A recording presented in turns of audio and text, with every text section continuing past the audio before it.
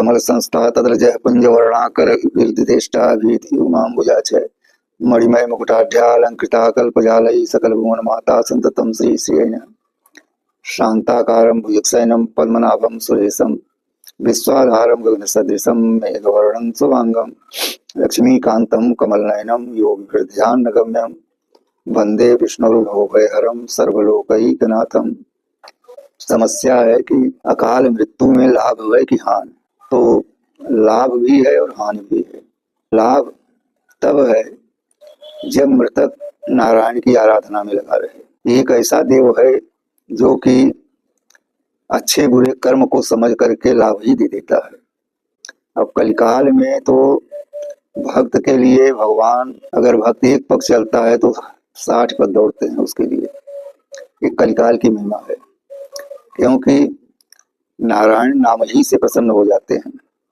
कोई भी बाधा आपके अंदर आ जाए, केवल नारायण शब्द का उच्चारण कर दीजिए 4 अक्षर, तो आपका कल्याण हो जाएगा। अब कल्याण होता रहेगा। यदि कल्याण नहीं हुआ तो इसका मतलब है कि आप नारायण का नाम लिया ही नहीं, किसी और का नाम ले लिया।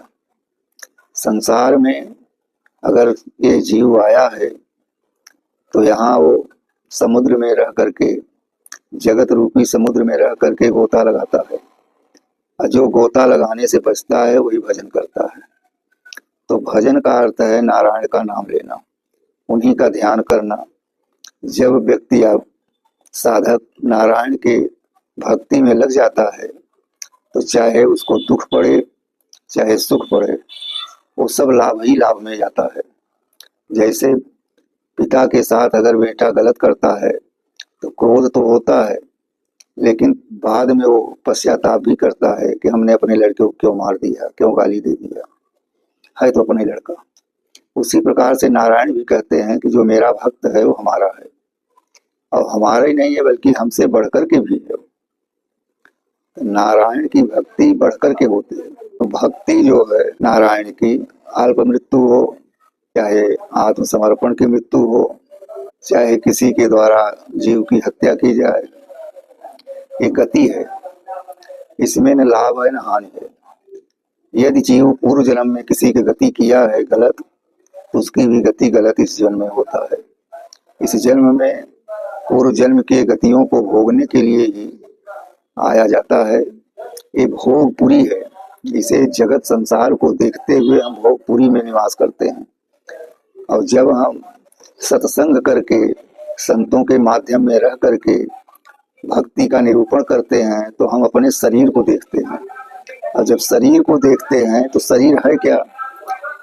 तो शरीर जो मैं हूँ, मैं शरीर हूँ, इस विषय को व्यक्ति अगर जान लेता है साधक कि ये शरीर मैं नहीं हूँ, मैं आत्मा हूँ, तो फिर दुख तो शरीर भोगती है।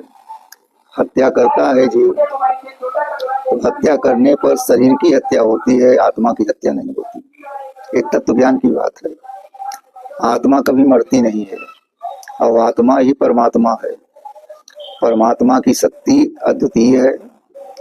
यदि भक्त अपने भगवान के प्रति न्यौछावर है, समर्पण है, ये जान लीजिए कि जो गति होती है वो शरीर की होती है, आत्मा की नहीं।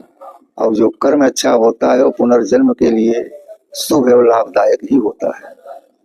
इसमें भ्रम करने की कोई बात नहीं। एक कारण और इसमें है कि यदि नारायण का कोई भक्त है, साधक है, तो नारायण के भक्त या साधक को कभी हानि नहीं होती है।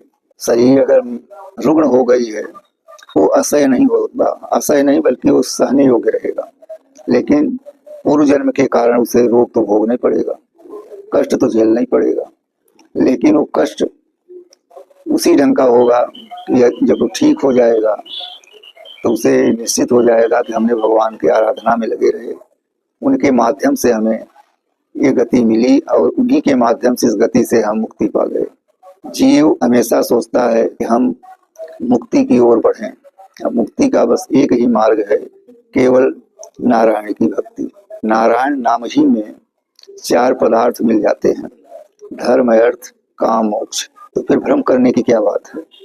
क्यों न हम नारायण का जाप करें, क्यों न नारायण के नाम का ध्यान करें।